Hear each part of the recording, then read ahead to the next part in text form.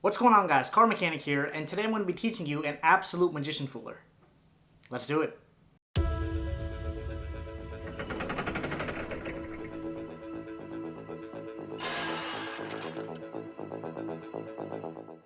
Now check this out. I have a red deck and a blue deck.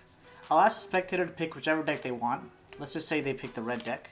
I'll put the blue deck aside for now, and we'll open up the red deck. Okay, and just to show you the cards are in no particular order, let me actually just take out the jokers also, since we don't need those. Right, so the spectator can see, the deck is fine, nothing too crazy about it. And now, as the performer, I'm going to turn around and I'm going to ask the spectator to cut the cards like this, and then take the next card, turn it face up, put it on top, and complete the cut. So, I'm just going to turn around, let's just pretend these cards, these hands are the spectator's hands. So, just pretend this is spectator again. We do a cut. We take this card, turn it flipped over, and boom, put that here, and we'll leave that there. Now, once that's complete, me as the performer, I turn back around, and I say, okay, it looks good, and I'll take the deck, and I'll put it back into its box. Right, so there's no way I could have possibly seen what the spectator selected. And then I'll come over, I'll take the blue deck, boom, there we go. And I'll also see to make sure, again, these cards are in no particular order. All the cards pretty much look like they're, okay. So I'm going to do the same thing that the spectator just did, but I don't want the spectator seeing, so I'm just going to put these cards down here underneath the table. And, let's see. I think, yeah. I'll do the exact same thing that the spectator just did. Boom, there's my deck. I flip the card face up in there. And here is the spectator's deck. Now, just to make the reveal even cooler, we're going to turn these cards flipped up. We're also going to flip these cards over. And now check this out. I'm going to start dealing cards one at a time from each pile. And this may take a little bit of time. But we'll both wait and see where our face down card is.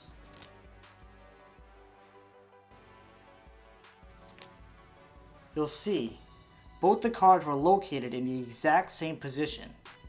And now if we take a look at the cards, the card that you had selected as a spectator was the 8 of diamonds.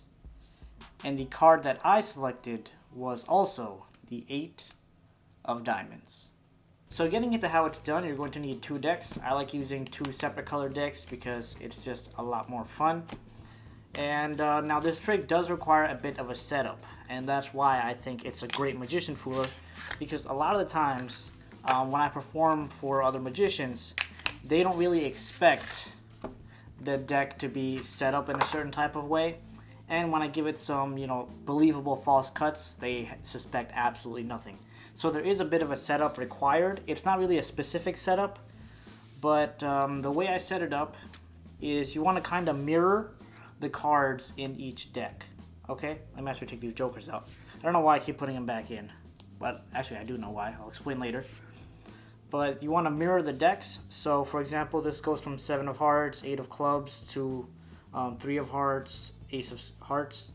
So the way that we mirror it is going to be ace of hearts, 3 of hearts, all the way to 8 of clubs, 7 of hearts, right? So you can see the 2 7 of hearts, 2 8 of clubs, 2 3 of diamonds, 2 7 of spades, right? So they're just mirrored, so they just go backwards. They're not exactly the same, they're just in the reverse order. Okay, so you can set that up any way you want. Now, what I like doing, I just like putting the 2 jokers anywhere in one of the decks, and then we're all set to start. Right, so I put my blue deck in the blue box. If I can take that out, yep. Blue deck goes into the blue box. Red deck goes into the red box.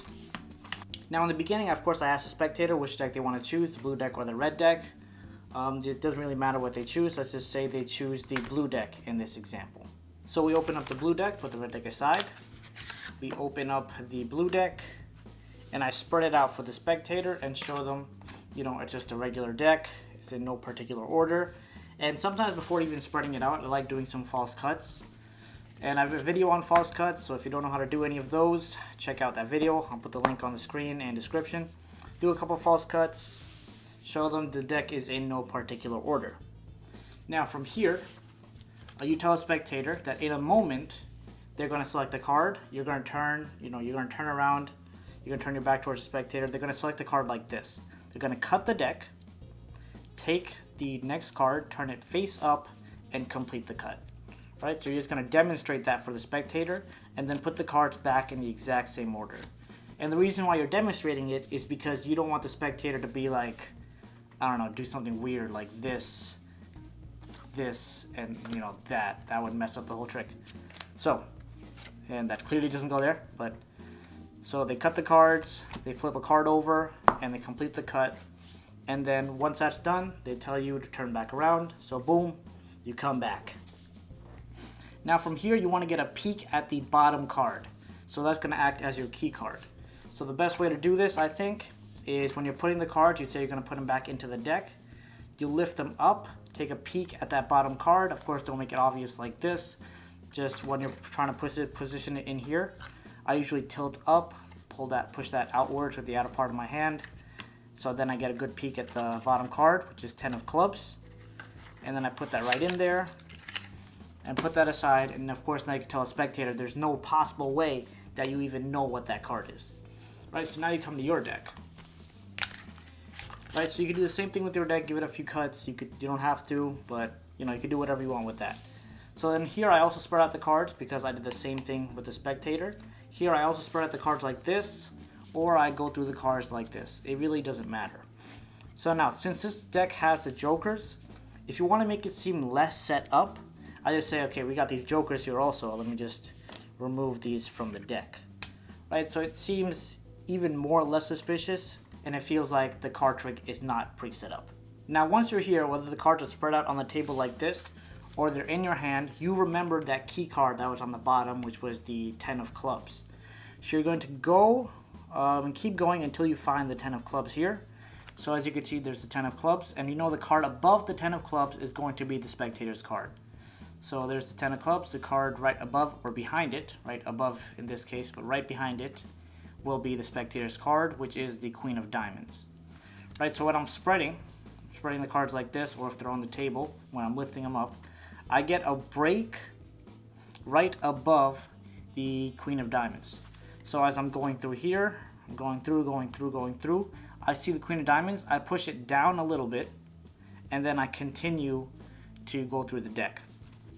Now, of course, it would be weird if you're spreading perfectly fine, finding the Queen of Diamonds, pushing it lower, and then doing that, because then they're clearly going to know something's up. So I recommend doing kind of like a sloppy, going through the deck kind of sloppily. Is that a word, sloppily? So then you could push the Queen of Diamonds down a little bit, continue going through the deck, and then once you square up the deck, you can get that break. Well, that's not the Queen of Diamonds. You can get that break right above the Queen of Diamonds. And then you tell the spectator you're going to do the same thing, but you're going to do it either underneath a table or behind your back. So here I have a table. Right? Remember, you got that break. So here you have the table. You bring it underneath the table, and I'll show you what's going on underneath the table. Okay, so let's pretend my hands are underneath a table.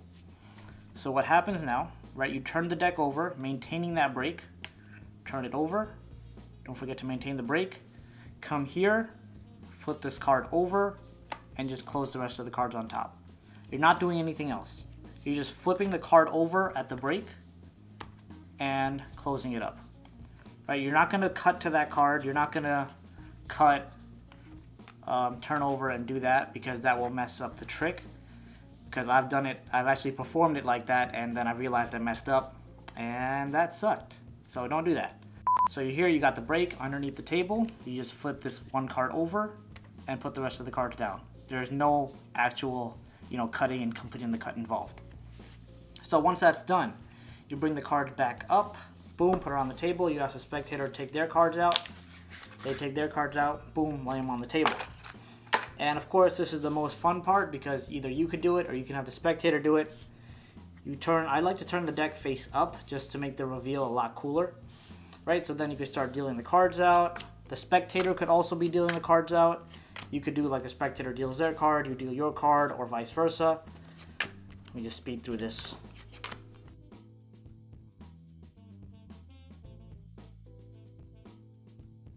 Then of course eventually you get to the cards, and then you could ask the spectator to slowly flip both of them over, or they can flip either one. It really depends on how you want to perform the trick. They flip that over and boom, they see both cards are exactly the same. And I know when I saw this trick for the first time, it absolutely blew my mind because I did not even suspect a setup or anything crazy. So I think this is such a fantastic card trick because 1, it involves a spectator. 2, it's definitely a magician fooler. And 3, it's very simple to perform. So I think this is a great trick to add to your repertoire. So that pretty much wraps up this video. I hope you guys enjoyed it, and as always, thank you so much for watching. Make sure to go check out my Patreon page to help support my channel because your support really means a lot to me. So I'll put the link to that in the description, and also in the description is a link to all my social media, so you can follow me on there for pictures, videos, status updates, and all that kind of good stuff. So all that being said, I will see you in the next video. Oh wow, you guys are still here. I need to start leaving some prizes or something, because why else would you stay here this long? But in the meantime, like, share, subscribe, because if you do, you are awesome. Thanks for watching.